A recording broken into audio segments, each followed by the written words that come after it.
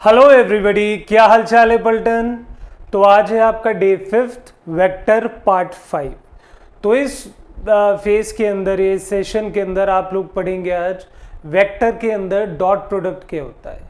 अभी तक मैंने आपको क्या बताया था कि वेक्टर क्या होते हैं, इंट्रोडक्शंस क्या होते हैं, ग्राफिकल मेथड क्या होते हैं, लॉज क्या होते हैं, जिसके अंदर हम ट्राइंगुलर मेथड पढ़े थे, एनालिटिकल मेथड पढ़े थे, पैरेललोग्राम लॉ पढ़े थे, polygon law and various thing. इसके अलावा अगर हम बात करें तो आज का पार्ट भी बहुत इंपॉर्टेंट है, क्योंकि तुमने अभी तक केवल एडिशन पढ़ा है। आज शुरुआत होती है प्रोडक्ट की। तो मैं आपका होस्ट, आपका दोस्त, आपका मेंटर, फिजिक्स मेंटर प्रिंस त्यागी। तो शुरुआत करते हैं आज के सेशन की। पता ही होगा क्या पढ़ना है आज, देख लिया होगा थंबनेल को। क्या है, स्केलर और dot product of two vector. Sir कहीं डॉट लगाना है या स्केलर स्केलर मल्टीप्लाई करना है, सारी बातें जानेंगे। थोड़ा आगे बढ़ते हैं। So once again our inspiration, जय हो नीम करोली वाले बाबा। सारे बच्चों का एग्जाम निकल जाए, चलिए आगे चलते हैं। तो बेटा शुरुआत करते हैं कि basically what do you mean by the term scalar product. दिमाग में जब भी स्केलर प्रोडक्ट को सोचते हैं तो कुछ ऐसा लग रहा होता है कि किसी दो स्केलर को आपस में जोड़ देते हैं, लेकिन नहीं। मैं यहाँ पे कुछ बातें आपकी आज क्लियर कर देना चाहता हूँ। लाइक सपोज करो, सबसे पहली बात जो मैं आप लोगों को आज बताने वाला हूँ वो बात है क्या भाई, वो बात है कि आपके पास दो वेक्टर है। सपोज करें एक वेक्टर है ए, एक वेक्टर है बी। मान लो ऐसी स्कैटर्ड पड़े हैं। अब मैंने आप लोगों से बोला कि भाई मुझे इन दोनों का डॉट प्रोडक्ट चाहिए। तो सबसे पहली बात, जब कभी किसी दो वेक्टर का स्केलर प्रोडक्ट निकालते हैं तो उनके बीच में डॉट लगाते हैं। क्या लगाते हैं? डॉट। और जब इसे ओपन करते हैं तो बच्चे कैसे, किस तरीके से ओपन होता है? A modulus B modulus cos theta. मेरी बात समझ आ गई? अभी थीटा क्या है, तो मेरी बात एक और गौर कर लेना। इन दोनों के बीच में जो एंगल होता है, और तुम्हें बताया था कि एंगल निकालते कैसे, एंगल निकालते हैं जब दोनों के टेल एक साथ ज्वाइन हो। हेड ज्वाइन नहीं करना, हेड को टेल से ज्वाइन नहीं करना, दोनों के टेल आपस में ज्वाइन कर दो। आप लोगों ने ज्वाइन कर दिया। अब आगे देखो ध्यान से, इसे स्केलर, इसका एक और नाम है, इसे कहा जाता है डॉट प्रोडक्ट। डॉट प्रोडक्ट क्यों? क्योंकि इसी तरीके का साइन हम दो वेक्टर के बीच में यूज करते हैं। अब आपसे यहाँ पे सवाल पूछा जा सकता है कि इसे स्केलर प्रोडक्ट क्यों कहते हैं। मेरे बच्चे ध्यान रखना कि सपोज करो आप लोगों से कहा कि ए डॉट बी को हम मल्टीप्लाई कर रहे हैं, तो भाई कोई ना कोई तो इसका रिजल्टेंट निकल कर आएगा, और जो इसका रिजल्टेंट निकल कर आएगा वो हमेशा क्या होगा? स्केलर होगा। क्या होगा? स्केलर होगा। और इसी वजह से हम इसे क्या बोलते हैं? हम इसे बोलते हैं स्केलर प्रोडक्ट। स्केलर प्रोडक्ट होने का रीज़न यही है कि जब दो वेक्टर्स को हम मल्टीप्लाई करते हैं डॉट की मदद से। फॉर एग्जाम्पल अगर मैं तुम्हें बताने लगूँ, इसका एग्जाम्पल बहुत सिंपल है, तुम लोगों ने 9th-10th में पढ़ लिया है। क्या है? आप लोगों ने पढ़ा है वर्क। अगर हम वर्क की बात करें तो भैया वर्क का मतलब होता है फोर्स इनटू डिस्प्लेसमेंट। कितना होता है? Force into displacement. लेकिन इसका फॉर्मूला क्या होता है वो जान लेना। फॉर्मूला होता है W equal to F dot S. Open करोगे तो क्या आएगा? F S cos theta. Theta वही एंगल है जो इन सब के बीच में पाया जाता है। क्लियर है? इतनी बात समझ आ गई? तो मैंने यहाँ पे क्या देखा, एक तरीके का वर्क देख लिया। चलो बहुत सिंपल है। इसके अलावा आप प्रेशर ले लो, सॉरी पावर ले लो। पावर के केस में आप क्या करते हैं भाई? पावर के केस में आप लोग ये देखते हैं कि पावर का मतलब होता है फोर्स इनटू वेलोसिटी। अभी इनटू कौन से वाला है? इनटू कैसे वाला है? तो हम ध्यान से देखें तो एफ डॉट वी, ये लो। तो यहां से भी पावर कैसा आया? स्केलर क्वांटिटी आया नहीं? मेरी बात समझ आ रही है नहीं आ रही तुम सभी को? तो हम लोग यहाँ पे क्या कर पा रहे हैं? हम यहाँ पे इजी तरीके से इनकी वैल्यूज को पुट कर पा रहे हैं। देखिए ये सारे फैक्टर हैं जो आपको अपने दिमाग में रखने पड़ेंगे कि दो वेक्टर हैं, डॉट यूज करा और ये सब चीजों को डिनोट कर दिया। अब इसके अंदर इंपॉर्टेंट पॉइंट क्या क्या है, जरा उन्हें भी सोच लो और पढ़ लो।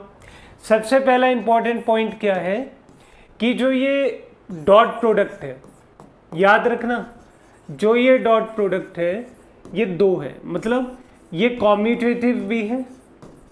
याद करो कॉम्यूटेटिव का क्या मतलब था? एडिशन में कराया था ना, और बताया भी था कि हर किसी के अंदर अलग अलग चीजें होती हैं।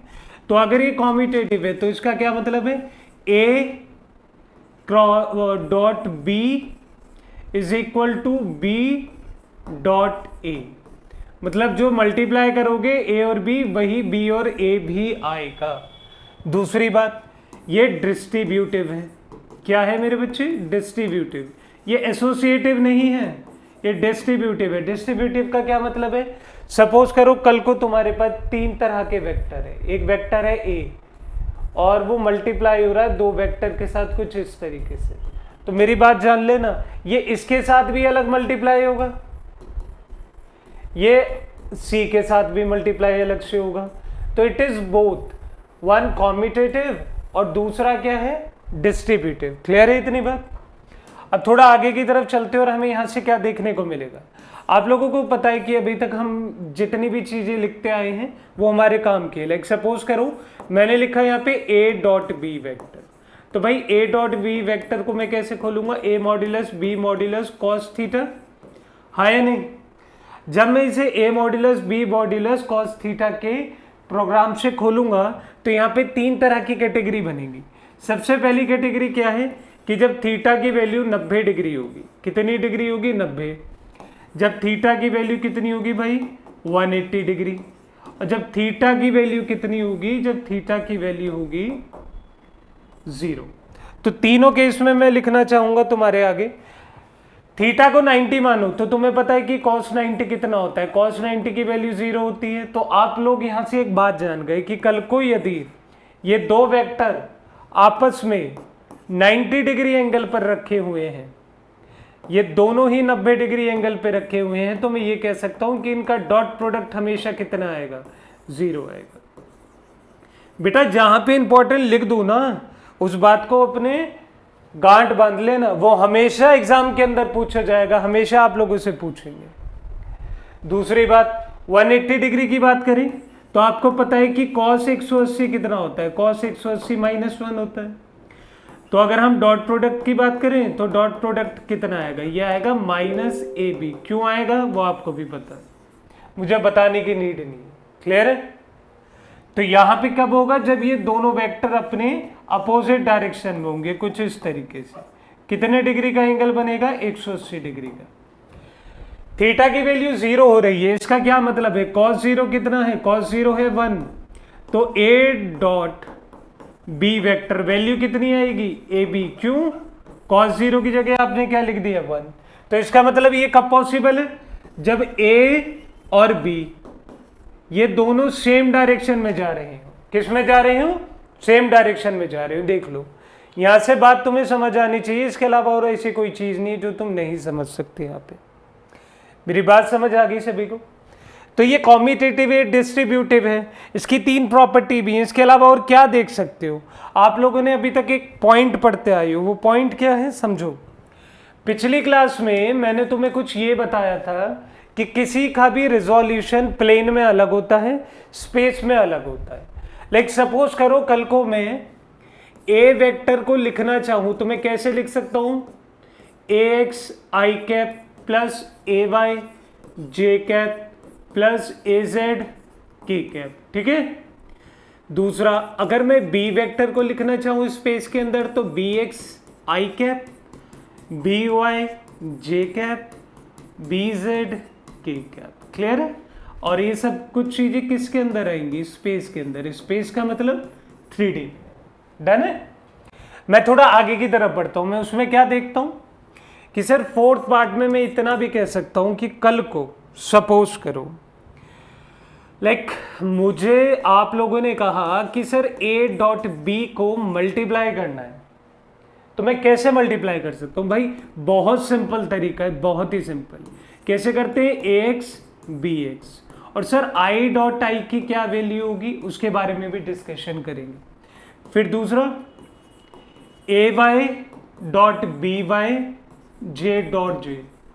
बाकी सब चीजें कैंसिल है, ऐसा मत करना i के साथ इन तीनों को करो, सब कुछ समझ आ जाएगा, बस एक बार ध्यान दे लेना। और आखिर में क्या है, az bz k dot k। अब मैंने बाकी की चीजें क्यों नहीं ली, जैसे मैंने ax बी वाई क्यों नहीं लिया, मैंने ए एक्स बी जेड क्यों नहीं लिया, इसका सबका रीजन है, समझ लेना। आपको पता है कि हमारे पास तीन तरीके के क्या होते हैं, हमारे पास तीन तरीके के यूनिट वेक्टर होते हैं, एक आई होता है, एक जे होता है, एक के होता है, और इन सभी का मैग्नीट्यूड कितना होता है, इन सभी का मैग्नीट्यूड होता है 1। पता है ना इतनी बात, इन सभी का मैग्नीट्यूड 1 होता है। अच्छा एक बात सोच के देखो, कल को मैं तुमसे कहने लगूं कि I dot I is equal to cos, कितना होगा, 0 होगा ऑब्वियसली, तो वैल्यू कितनी आ जाएगी यहाँ पे, अरे भाई आई डॉट आई को तुम मल्टीप्लाई करना चाह रहे हो और इन दोनों की वैल्यू ही 1 है, तो कितना आएगा 1। सर कल को जे डॉट जे की वैल्यू लिखने लगे तो कितना आएगा 1, के डॉट के की वैल्यू लिखने लगे तो कितना आएगा 1। But on the other case, कल को मैं तुमसे कहूं कि आई वेक्टर डॉट जे वेक्टर को लिखो तो आप लिखोगे आई जे कॉस 90। क्यों भाई, अगर यहां पे आई है तो यहां पे जे है और इसके 90 डिग्री पे कितना है के, तो अब यहां पे एंगल कितना आ गया ये, तो I dot J, J dot के और के डॉट आई, इन सब की वैल्यू कितनी होगी 0, इन सब की वैल्यू कितनी होगी 1। Got it. इसी वजह से अगर मैं ऊपर वाली चीजें देखूं तो आई जे वाले कंपोनेंट तो सारे 0 हो रहे होंगे।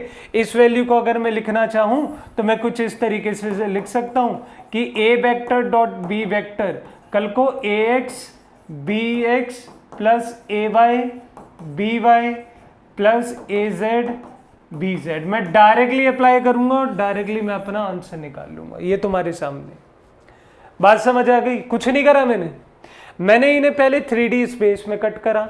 अब मैंने कुछ ऐसे नहीं करा कि ए को पहले इसके साथ मल्टीप्लाई, फिर वाई वाले के, फिर जेड वाले, ऐसे बनते 9 कंपोनेंट, मैंने केवल 3 रखे। क्यों सर, आई डॉट जे वाले कंपोनेंट तो सारे 0 है ना, तो देखो ऐसे तो केवल कितनी कंपोनेंट आ रहे हैं, आई आई जे जे और के, तो ऐसे तो केवल 3 कंपोनेंट है ना, बाकी के जितने कंपोनेंट है वो सारे कितने आएंगे 0 आएंगे। मेरी बात समझ आ गई। चलिए कॉपी कर लेना, समझ लेना। अब हम थोड़ा रब करते हैं और चीजों को और अच्छे ढंग से समझते हैं। चलिए अब जो यहाँ पे सबसे मोस्ट इंपॉर्टेंट पार्ट है, जो तुम्हारे दिमाग में पता नहीं बढ़ता है या नहीं बढ़ता, लेकिन आज तुम्हारा दिमाग इस बात को एक्सेप्ट कर लेगा। 6 पॉइंट तुमसे ये कहता है कि यदि A dot B vector equal to A modulus B modulus cos theta है और आप लोगों से पूछा जाने लगा कि इनके बीच का एंगल कितना है, तो आपके लिए बहुत इजी, आप डायरेक्ट कह सकते हो कि sir cos theta will be is equal to A dot B upon में कितना, ए वेक्टर ए मॉड्यूलस और बी मॉड्यूलस। क्लियर है? ये तो सिंपल फिनोमिना है, ये सिंपल फॉर्मूला है जो आप लोग यूज करेंगे। लेकिन मैं अभी आपको पीछे बता के आया हूं कि ए वेक्टर को लिखेंगे कैसे, A I X plus A by J A Z K. B vector को कैसे लिखोगे भाई, ये लिखोगे B X I cap plus B Y J cap plus B Z K cap. Clear? तो मैं इन दोनों को मल्टीप्लाई करूंगा और एज इट इज ऊपर लिख दूंगा, तो यहां कितना आएगा, cos theta is equal to कितना, A X B X plus A Y B Y plus A Z B Z. अभी पीछे बता के आए। और बेटा ए मॉड्यूलस कैसे निकालते हैं, ए मॉड्यूलस आप लोगों को पिछली क्लास में बताया था, अंडर रूट ए एक्स का स्क्वायर प्लस ए वाई का स्क्वायर प्लस ए जेड का स्क्वायर। ऐसी अगर बी मॉड्यूलस की बात करें तो इसे कैसे निकालोगे, बी एक्स का स्क्वायर प्लस बी वाई का स्क्वायर प्लस बी जेड का स्क्वायर। बस नीचे मल्टीप्लीकेशन में लिख दो, क्योंकि ए मॉड्यूलस है तो यहाँ पे कितनी वैल्यू आ जाएगी, यहाँ पे आ जाएगी ए एक्स का स्क्वायर प्लस ए वाई का स्क्वायर प्लस ए जेड का स्क्वायर। क्लियर है? और मल्टीप्लीकेशन में कौन सी वाली वैल्यू, v की वैल्यू, तो b की वैल्यू रखो, यहाँ पे आएगी बी एक्स का स्क्वायर, कितना, बी एक्स का स्क्वायर, फिर आगे बी वाई का स्क्वायर प्लस बी जेड। अभी जो ये बातें चल रही है ना एक्स वाई की टर्म्स में चल रही है, तो मे भी तुम्हें शायद ना समझ आ रही हो। मेरी बात समझ आ गई? अब थीटा निकालना हो डायरेक्ट निकाल देना। क्लियर है इतनी बातें? ये थे इंपॉर्टेंट पॉइंट, कॉपी कर सकते हो, बहुत मोस्ट इंपॉर्टेंट है। और एक 7th पॉइंट अपने दिमाग में डाल लेना, बहुत प्यारा पॉइंट है। सेवेंथ क्या कहता है? सेवेंथ कहता है कि suppose A vector is equal to B vector, तो इन दैट केस मैं ए की जगह बी और बी की जगह ए लिख सकता हूं। तो मैं लिखूंगा A dot A vector is equal to A square cos कितना 0। तो कल को अगर तुमसे कोई कहने लगे कि सेम मैग्नीट्यूड के वेक्टर्स को डॉट मल्टीप्लाई करो तो it will be A square. Clear है? It will be A square. Done. ये सारे एस्पेक्ट थे जो तुम्हें अपने दिमाग में रखने पड़ेंगे। साथ में एक कॉपी लेकर बैठो, एक पेन लेकर बैठो और स्क्रीनशॉट लेना बंद करो, चीजों को समझो, एट द मोमेंट लिखो। हाँ जी, बात आती है projection of one vector on another. मैं ये कह रहा हूं कि कभी भी कैसे भी मोस्ट इंपॉर्टेंट टॉपिक अगर कभी आने लगा लिख के ले लो। अगर आईआईटी और नीट की बात करें ना, इससे सवाल आ रहे हैं, 2018 से सवाल आना स्टार्ट हुए थे और अब तक आ रहे हैं। और बच्चा इतना कंफ्यूज होता है, इतना कंफ्यूज होता है कि जिसकी कोई हद नहीं है। मैं आज आपको एक छोटी सी बात बोलने जा रहा हूं और उसके ऊपर आप कुछ भी पढ़ लेना, जीवन में कभी कामयाब नहीं हो पाओगे। लेकिन अगर इतनी बात पढ़ ली ना और इस चीज को मेरे ढंग से समझ लिया, हो ही नहीं सकता आप ना कर पाओ। सपोज करो कि तुम्हारे पास दो वेक्टर है, ए वेक्टर और दूसरा कौन सा है, बी वेक्टर। दोनों के बीच में एंगल कितना है, थीटा। दोनों के बीच में एंगल कितना है, थीटा। अब मैं तुमसे एक सवाल करता हूं। मैंने तुमसे एक सवाल करा कि भाई कल को अगर मैं चाहूं तो ए को डिसॉल्व करके ऐसे लिख सकता हूं ना, ए कॉस थीटा। तो मतलब सर ए कॉस थीटा का मतलब क्या है? ए कॉस थीटा का मतलब है projection of A on B, है ना। ए का एक पार्ट जो ए कॉस थीटा टूटा था वो बी के डायरेक्शन में बी को सुपर इंपोज कर गया। और कल को अगर तुमसे कोई कहने लगे कि मेरे लाल ऐसे लिख, ये ए ये बी, और यहां पे लिख के दिखा हमको क्या, बी कॉस थीटा, तो आप कहोगे कि भाई बी कॉस थीटा क्या है? ये है प्रोजेक्शन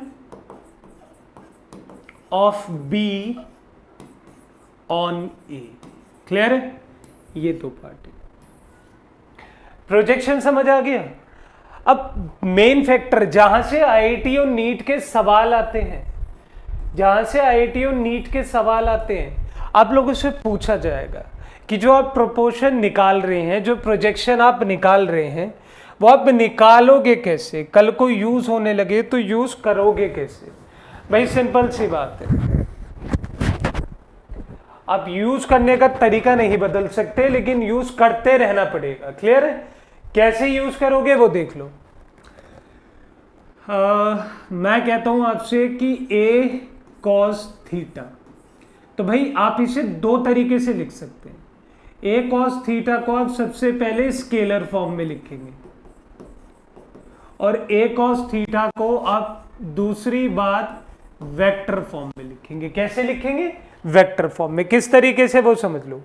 अच्छा एक बात बताओ, ए कॉस थीटा का सिंपल सा मतलब है कि ए किसके ऊपर सुपर इंपोज हो रहा होगा। मैं कहता हूं कि यहाँ पे ए भी है और यहाँ पे बी भी है, तो मैंने बोला भाई ए किसके ऊपर जा रहा है? ए ऊपर जा रहा है किसके? बी के ऊपर। तो इसका मतलब ये प्रोजेक्शन है, projection of A on B, मतलब ए का प्रोजेक्शन है, ए का कंपोनेंट है किसके ऊपर? बी के। स्केलर में कैसे लिखोगे? सर सभी को पता है, क्या पता है कि cos थीटा का मतलब क्या होता है? cos थीटा का मतलब होता है a vector dot B vector. Clear है? और नीचे कितना आता है? a modulus b modulus. Clear है मेरे बच्चे? यहां पे a मॉड्यूलस एक ही बात है। तो मैंने इस वाले केस में a cos थीटा में ये वाली वैल्यू पुट कर दी।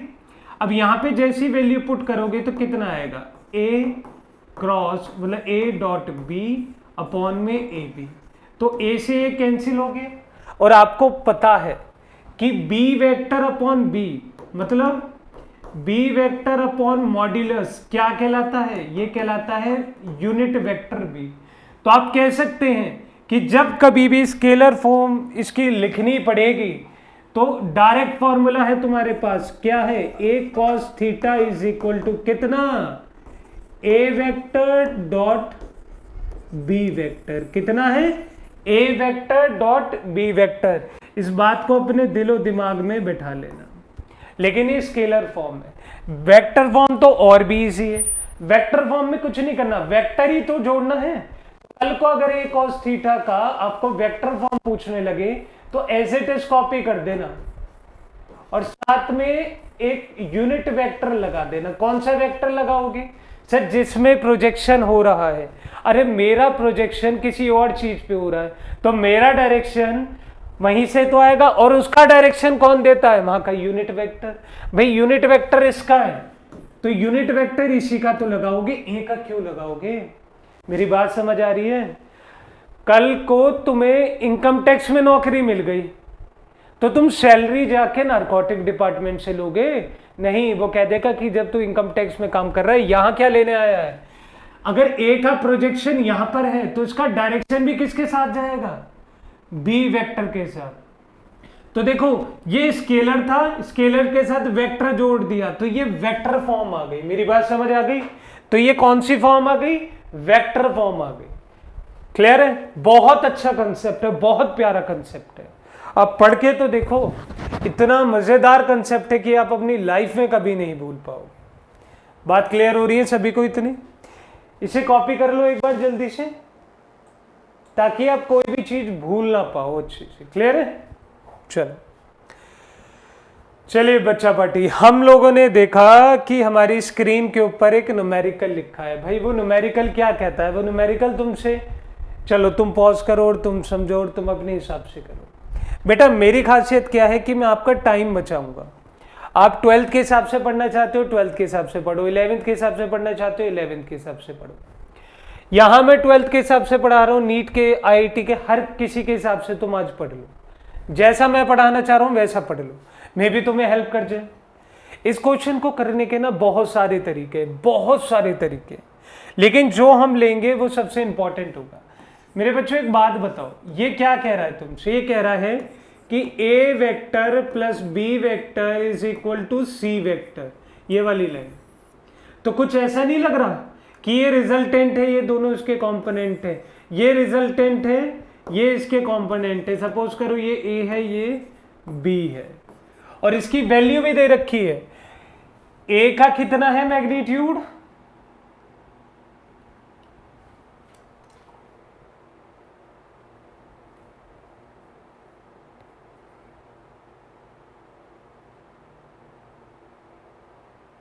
हाँ, ए का मैग्नीट्यूड कितना? 4। इसका मैग्नीट्यूड कितना?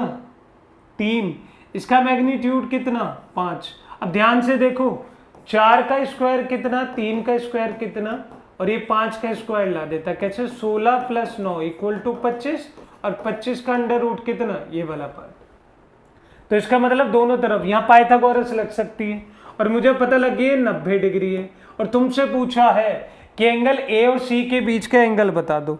कौन ऐसा बच्चा जो एंगल ए और सी के बीच का एंगल नहीं बता सकता? ये सी जा रहा है, ए की वैल्यू यहाँ 4 है, बी की वैल्यू यहाँ 3 है।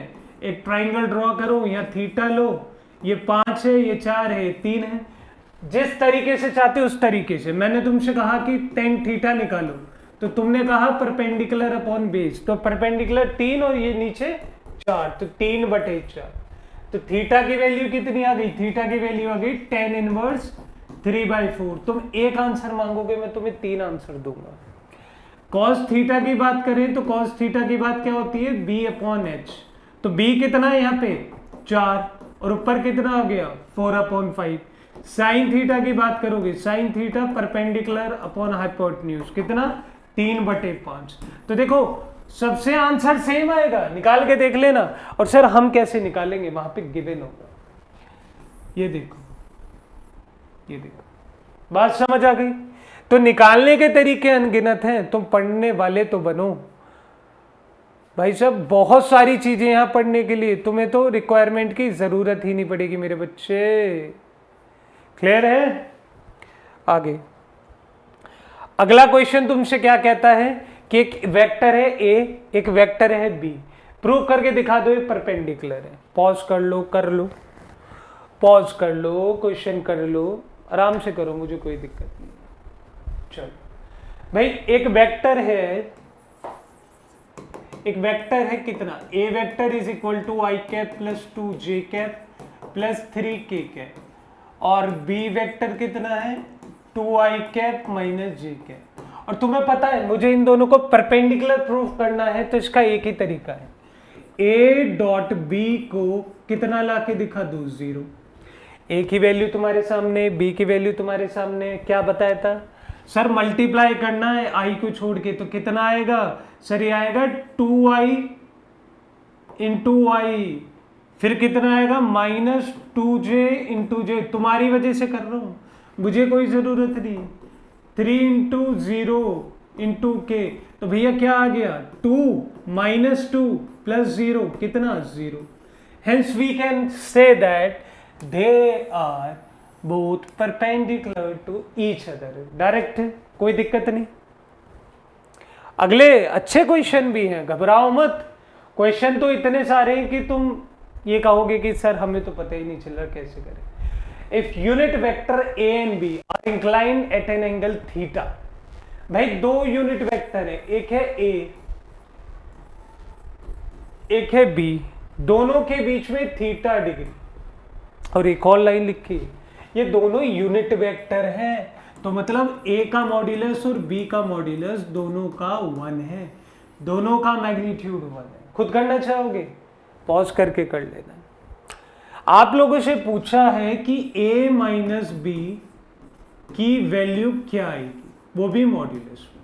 बेटा एक बात बता जरा, a माइनस बी पूछा है, a प्लस बी हमें आता है, तो a माइनस बी का फॉर्मूला तो और भी इजी है सर, कुछ नहीं करना, under root A square minus B square, sorry plus B square minus 2ab,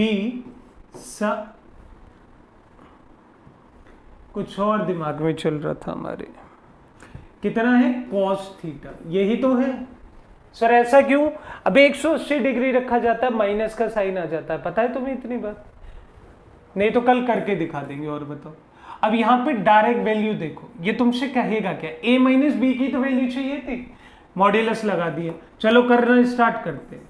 तुम्हें पता है a की वैल्यू 1 है, b की वैल्यू 1 है, तो 1 का स्क्वायर प्लस 1 का स्क्वायर माइनस 2 इंटू 1 इंटू 1, और cos की वैल्यू कितनी चल रही है, थीटा चल रही है, अभी बदली नहीं।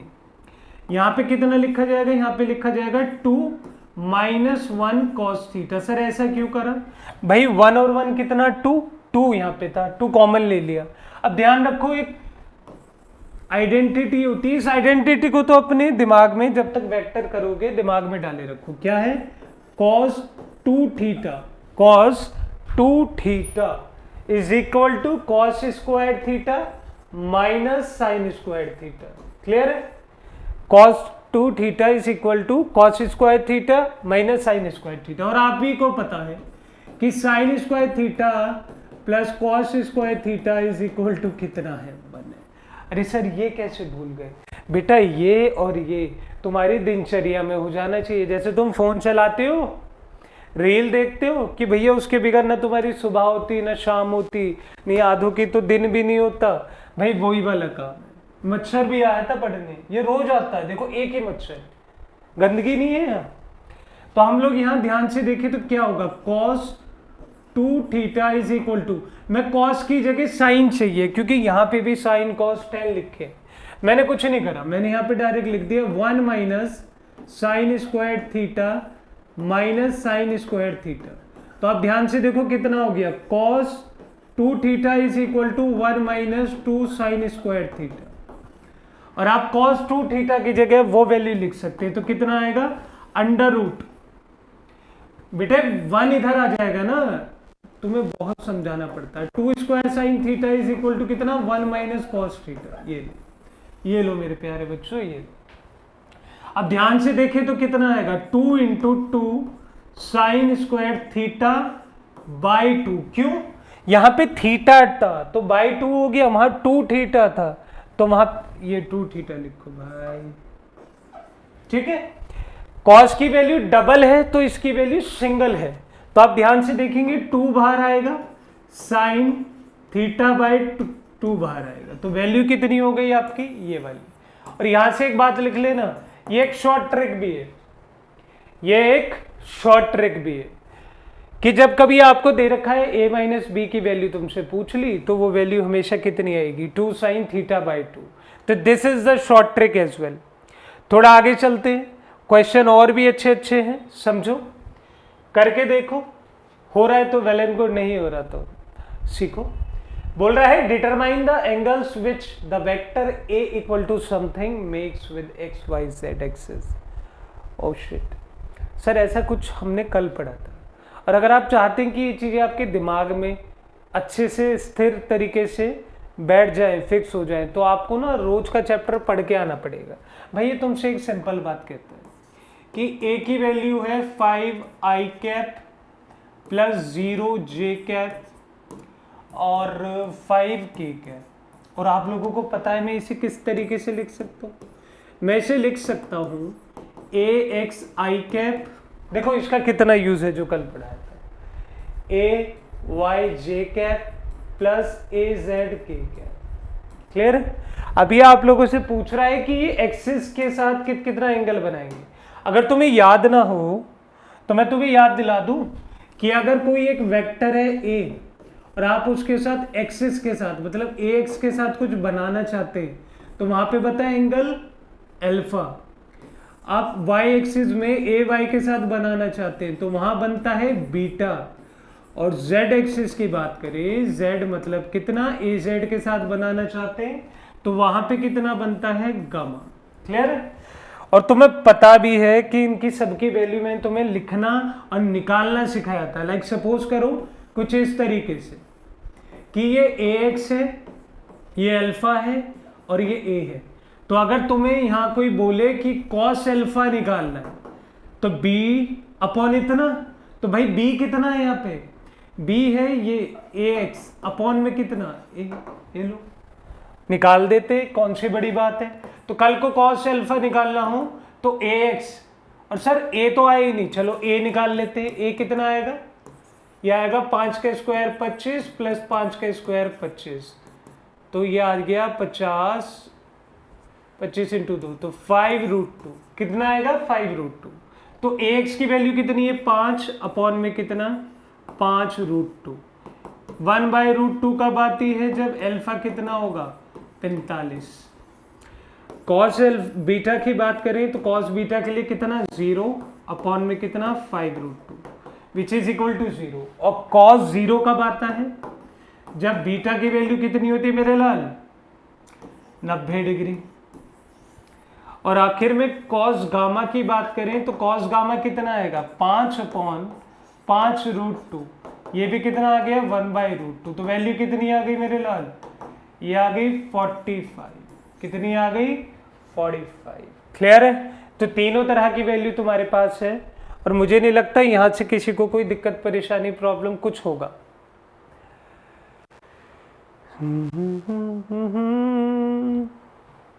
आज की रात होना है क्या, कुछ नहीं होना, पढ़ाई होनी है और क्या होना है। चलो ये कह रहा है if a plus B equal to C, मतलब a vector plus b vector plus c vector, मतलब ये रिजल्टेंट है, ये दोनों इसके पार्ट है।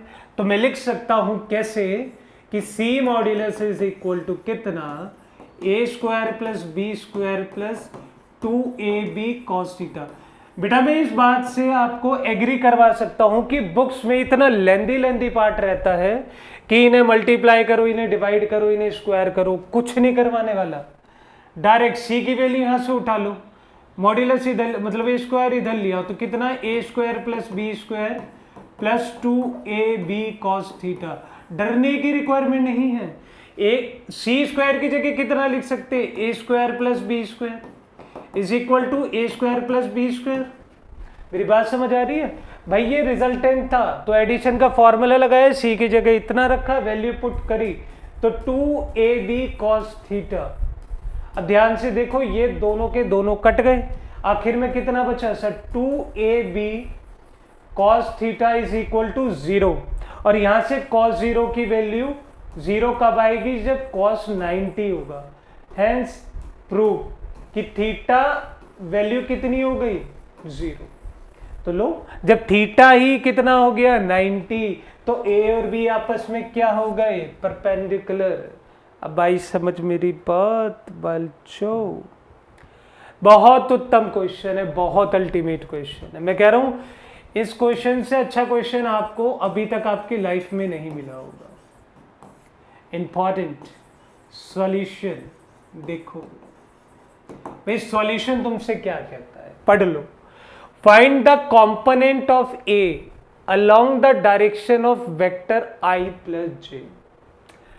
अब यहां पे ना वही है कि जब कंपोनेंट छोड़ दिया तो ये कहना क्या चाह रहा है, ये तुमसे कह रहा है कि ए वेक्टर है, उसकी वैल्यूज है 2i cap plus 3j cap, और भैया दूसरा एक वेक्टर है i cap plus j cap. ये कुछ ऐसे नहीं लग रहा, प्रोजेक्शन बता रहा है, कह रहा है इसका एक कंपोनेंट उसके एरिया में घुस रहा है। किसी बाहर वाले की टांग पड़ोसी की टांग मेरे मैटर में आ रही है, तो मेरे ही तो डायरेक्शन में चलेगी, मेरी मर्जी में उसे खींच दूं आगे, मैं उसे उल्टी कर दूं, समझ रहे हो। तो यहां पे ये कह रहा है कि ए का एक प्रोजेक्शन इसके ऊपर जा रहा है, मतलब सर ए नाम की कोई वैल्यू है, बी नाम की भी कोई वैल्यू, और इन दोनों का आपस में कोई प्रोजेक्शन है। तो तुम्हें बता तो रखा है कि जब कभी ऐसा क्वेश्चन आएगा कुछ नहीं करना, जिसका प्रोजेक्शन निकालना है उसका वेक्टर ले लो, डॉट प्रोडक्ट किसका ले लो दूसरे का, उसका क्या ले लो यूनिट वेक्टर, और आगे यूनिट वेक्टर से ही मल्टीप्लाई कर दो। अभी जस्ट पीछे बताया था। तो मैं कह सकता हूं कि ए का में यहाँ क्या निकाल रहा हूं प्रोजेक्शन, ए का में है क्या निकाल रहा हूं कंपोनेंट। तो सर ए वेक्टर निकालना कौन सा मुश्किल है, लो ए वेक्टर तो निकला आया है, ये रहा, क्लियर है। और सर ए बी क्या है बी, भाई बी के लिए क्या चाहिए बी वेक्टर अपॉन बी, तो बी की वैल्यू गिवन है, तो यहां से अगर इसे मैंने बी माना है तो आई कैप प्लस जे कैप, सोच के देखो बी वेक्टर तो कितना आ गया आई कैप प्लस जे कैप अपॉन में कितना √2। सर ये सारी चीजें मल्टीप्लाई करते चले जाओ, बिल्कुल। तो ए का प्रोजेक्शन, ए का कंपोनेंट, तो यहां पे कितना आएगा 2i कैप प्लस जे कैप, डॉट में i cap plus J cap upon में कितना 2, और सर बाहर वो केवल लग रहा है, यहां कोई डॉट नहीं है, केवल लगा हुआ है, ऐसे टच कर रहा है कि भैया मैं तो दूर खड़ा हूं, मैं किसी काम में नहीं। तो आप 2 को 1 से मल्टीप्लाई करेंगे तो कितना आएगा 2 प्लस 3 अपॉन में कितना आ गया √2, और साथ में वो बेचारा लग रहा है, कह रहा मैंने कुछ नहीं करा, मुझे तो लिया ही थे। अब ध्यान से देखो कितना आ गया 5/2 आई कैप प्लस जी कैप। तो सर ये है क्या भैया, ये केवल डायरेक्शन बताने के लिए कि ये पड़ोसी आए थे मेरे घर में भूचाल कर गए और मेरा काम खराब कर गए। मेरी बात समझ आ गई। आज का जो टॉपिक है, ये जो लास्ट का क्वेश्चन है, जिसने समझ लिया उसे वेक्टर में कभी दिक्कत नहीं होगी। एक टॉपिक और रह रहा है वेक्टर का, वेक्टर प्रोडक्ट, क्रॉस प्रोडक्ट, मैं कह रहा हूं उसे और सीख लेना, और वेक्टर में अगर तुम्हारा कोई हाथ पकड़ लेना, इस बात की गारंटीड है, गारंटी है बेटा, वारंटी गारंटी एश्योरेंस, जो लेना चाहो वो ले लो। इतनी बात समझ आ गई, यहां तक की बातें क्लियर हो गई। और जो होमवर्क देता हूं प्लीज कमेंट में बता दिया करो, मैं जब तक आंसर नहीं दूंगा तुम्हारे होमवर्क का, जब तक तुम कमेंट में नहीं बताओगे। तो चलिए अपने सारे चैप्टर्स, ये जितनी क्लासेज हैं उन्हें अच्छे से पढ़िए। मिलते हैं नेक्स्ट क्लास में। टिल देन शुक्रिया, thank you so much. Study hard, be hydrated, and yes please revise करते रहो। जितने भी नीडी बच्चे, मैं तुमसे आज एक और बात कह रहा हूँ, ये जो क्लास यहाँ डल रही है हमेशा जीवन में फ्री रहेगी, कभी भी यहाँ पे तुम्हें कोई ये देखने को नहीं मिलेगा कि सर ने कुछ बेच दिया। आगे मेरी बात समझ। जय हिंद, जय Bharat, thank you so much.